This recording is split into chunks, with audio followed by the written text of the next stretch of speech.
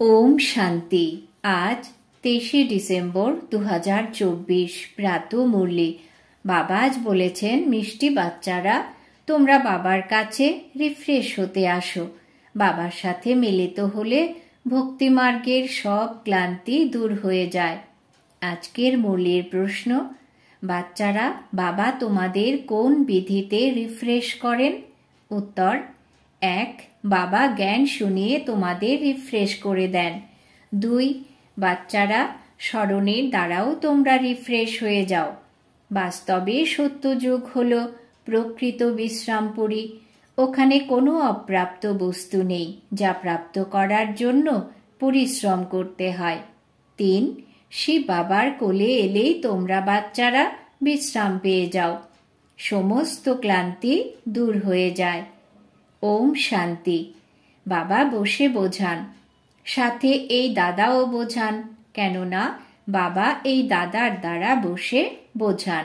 তোমরা যেমন বোঝো তেমনি এই দাদাও বোঝেন। দাদাকে ভগবান বলা হয় না, এ হলো ভগবান উবাচ। বাবা কি বোঝান? দেহি অভিমানী ভব, কেননা নিজেকে আত্মা মনে না করলে পরমপিতা পরমাত্মাকে স্মরণ করতে পারবে না। এই সময় তো সমস্ত আত্মারাই পতিত। পতিতকেই মনুষ্য বলা হয়, পাবনকে দেবতা বলা হয়। এ খুব সহজ বোঝা এবং বোঝানোর কথা। মানুষই ডাকতে থাকে, হে পতিত পাবন এসো। দেবী দেবতারা এভাবে কখনোই বলবে না। পতিত পাবন বাবা পতিতদের আহ্বানের কারণেই আসেন। তিনি আত্মাদের পাবন বানান, আবার পাবন দুনিয়াও স্থাপন করেন।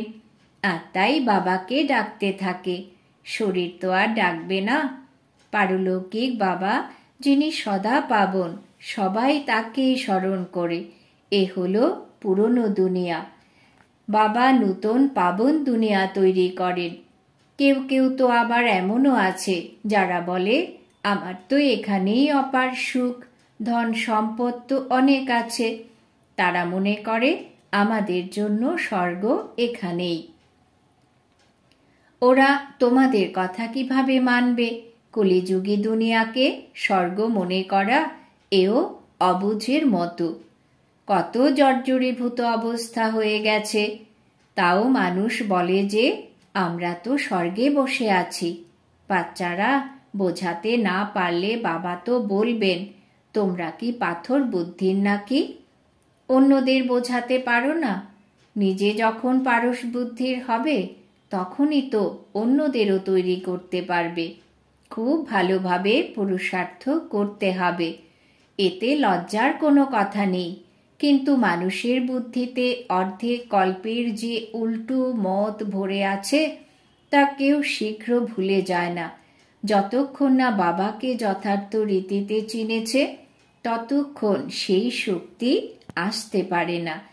বাবা বলেন যে এই বেদ শাস্ত্র ইত্যাদিতে মানুষ কিছুই শুধরায় না, দিনে দিনে আরো খারাপ হয়ে এসেছে। শতপ্রধান থেকে তমপ্রধান হয়ে গেছে।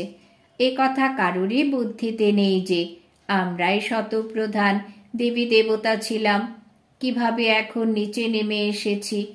কেউ সামান্যতমও জানে না। আবার 84 জন্মের পরিবর্তে তারা সেখানে 84 লাখ জন্ম বলে দিয়েছে। তাহলে তা কিভাবে জানবে? বাবা ব্যতীত জ্ঞানের আলোক দানকারী আর কেউ নেই।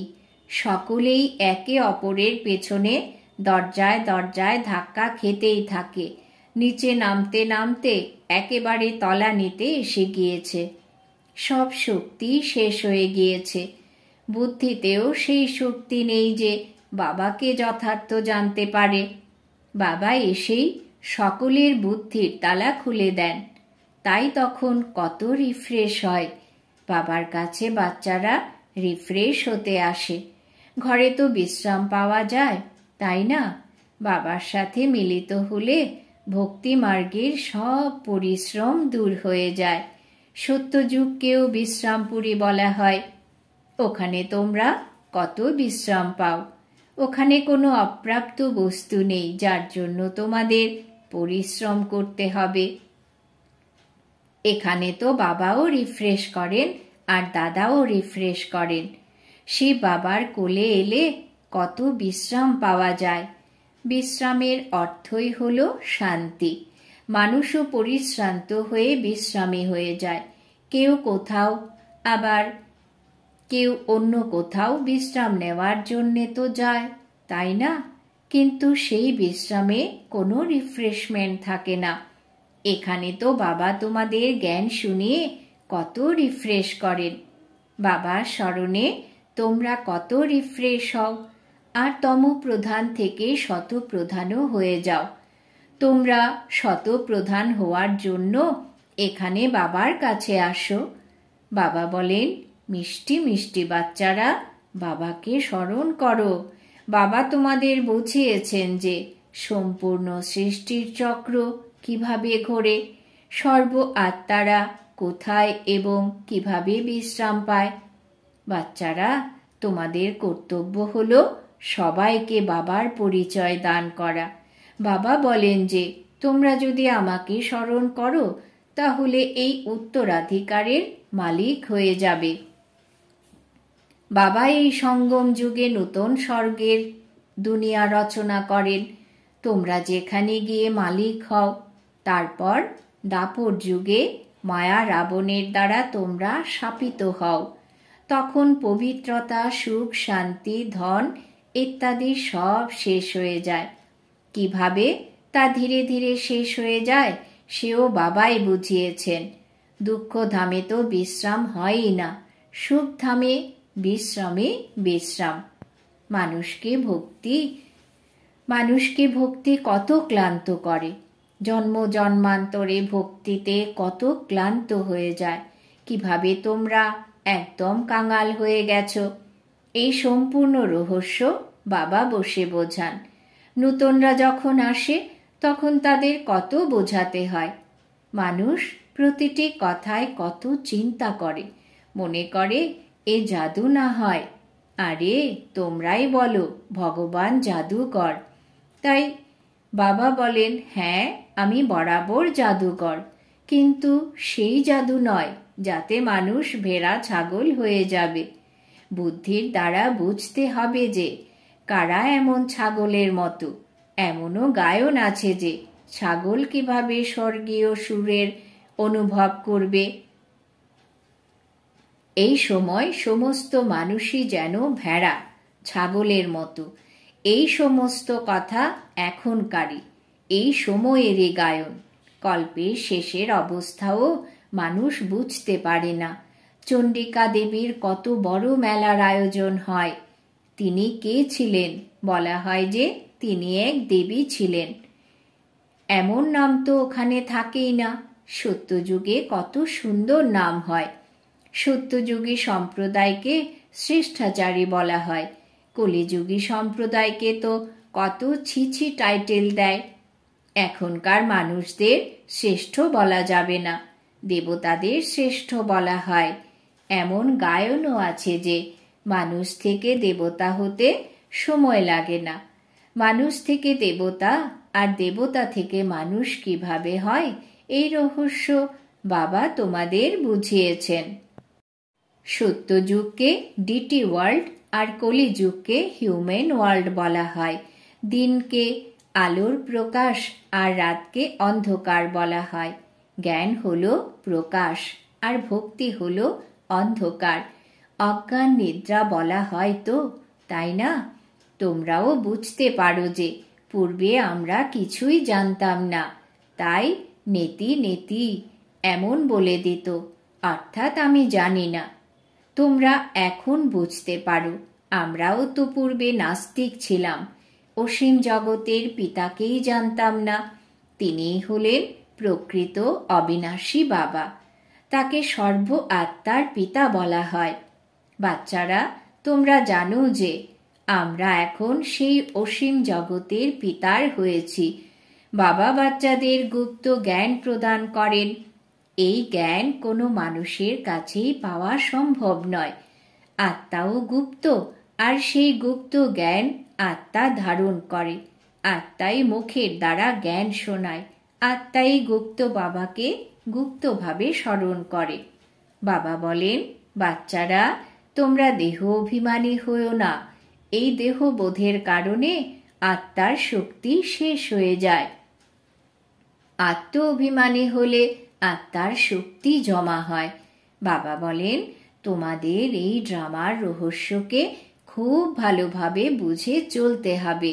এই অবিনাশী ড্রামার রহস্যকে যে খুব ভালোভাবে জানে, সে সদা প্রফুল্লিত থাকে।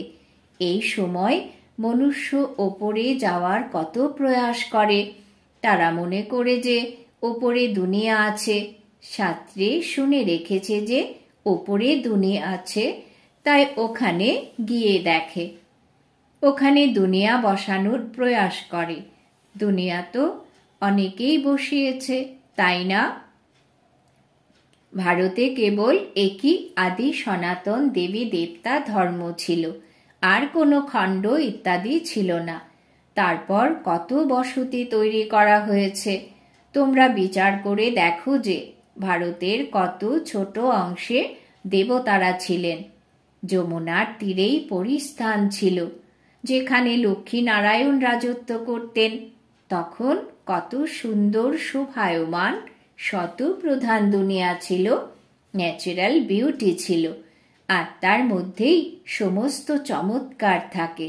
বাচ্চাদের দেখানো হয়েছে যে কিভাবে শ্রীকৃষ্ণের জন্ম হয়। সম্পূর্ণ মহল রোশনাই হয়ে যায়।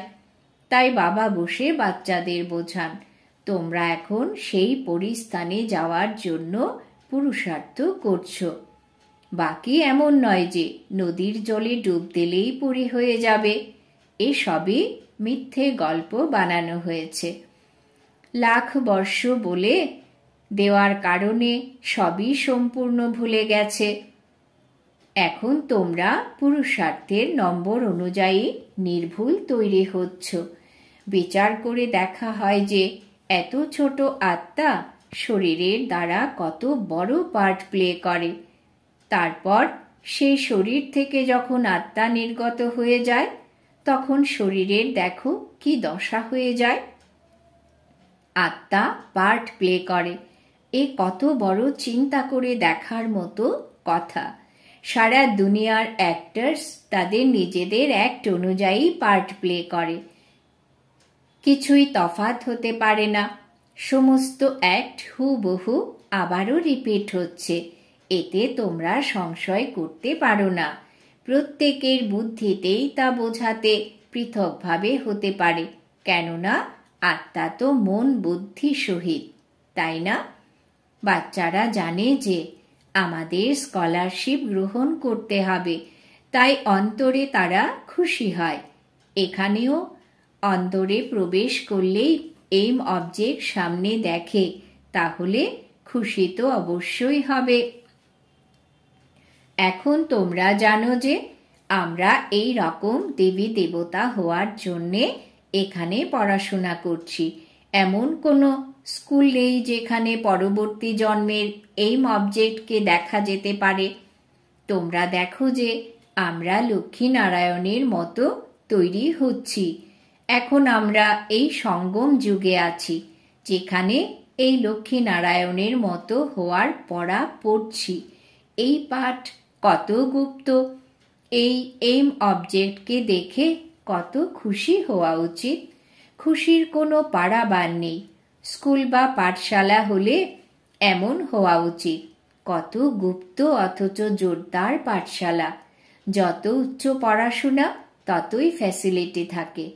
কিন্তু এখানে তোমরা মাটিতে বা সিংহাসনে বসে পড়ো, আর তাদের পড়তে হয় সে মাটিতে বসেই হোক বা সিংহাসনে। তোমরা কিন্তু খুশিতে লাফাতে থাকো যে আমরা এই পড়া পাশ করে এই হব। বাচ্চারা, বাবা এখন এসে তোমাদের তার পরিচয় প্রদান করছেন যে আমি এনার মধ্যে কিভাবে প্রবেশ করে তোমাদের পড়াই। বাবা তো আর দেবতাদের পড়াবেন না। দেবতাদের এই জ্ঞান কোথায়?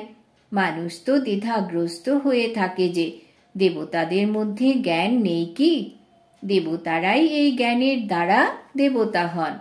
দেবতা হওয়ার পরে এই জ্ঞানের আর কি প্রয়োজন? লৌকিক পড়ার দ্বারা ব্যারিস্টার হয়ে গেল, উপার্জনে লেগে গেল, তখন আর ব্যারিস্টারি পড়বে কি? আচ্ছা, মিষ্টি মিষ্টি হারানিধি বাচ্চাদের প্রতি মাতা পিতা বাপ-দাদার স্মরণের স্নেহ সুমন আর সুপ্রভাত। আত্মাদের পিতা তার আত্মারূপী বাচ্চাদের জানাচ্ছেন নমস্কার। আমরা আত্মারূপী বাচ্চারা আমাদের মাতা পিতা বাপ দাদাকে জানাই স্মরণের স্নেহ সুমন সুপ্রভাত, নমস্কার। ধারণার জন্যে মুখ্য সার: 1. অবিনাশী ড্রামার রহস্যকে যথার্থ রীতিতে বুঝে প্রফুল্লিত থাকতে হবে। এই ড্রামাতে প্রতিটি অ্যাক্টরের পার্ট তার নিজের নিজের, যা হুবহু প্লে করে চলেছে। 2. এইম অবজেক্টকে সামনে রেখে খুশির সাথে লাফ দিতে হবে। বুদ্ধিতে যেন থাকে যে আমরা এই পড়ার দ্বারা এমন লক্ষ্মীনারায়ণের মতো হব। বরদান: স্মরণ আর সেবার শক্তিশালী আধারের দ্বারা তীব্র গতির সঙ্গে এগিয়ে গিয়ে মায়াজিত ভব। স্মরণ আর সেবার শক্তিশালী আধারের দ্বারা তীব্র গতির সঙ্গে এগিয়ে গিয়ে মায়াজিত ভব। ব্যাখ্যা: ব্রাহ্মণ জীবনের আধার হল স্মরণ এবং সেবা। এই দুই আধার যদি শক্তিশালী হয় তাহলে তীব্র গতির সঙ্গে এগিয়ে যেতে থাকবে। যদি সেবা বেশি হয় আর স্মরণ কমজোর হয়, অথবা স্মরণ খুব ভালো হলো আর সেবা ভালো হলো না, তাহলেও তীব্র গতির সঙ্গে এগিয়ে যেতে পারবে না। স্মরণ আর সেবা দুয়েতেই তীব্র গতির প্রয়োজন। স্মরণ আর নিঃস্বার্থ সেবা যদি সাথে থাকে তাহলেই মায়াজিত হওয়া সহজ হবে। প্রতিটি কর্মে কর্মের সমাপ্তির পূর্বেই সদা বিজয় নজরে আসবে। স্লোগান: এই সংসারকে অলৌকিক খেলা আর পরিস্থিতিকে অলৌকিক খেলনার সমান মনে করে চলো। এই সংসারকে অলৌকিক খেলা আর পরিস্থিতিকে অলৌকিক খেলনার সমান মনে করে চলো। আজকে সমান আমি আত্মা মায়াজিত। ওম শান্তি।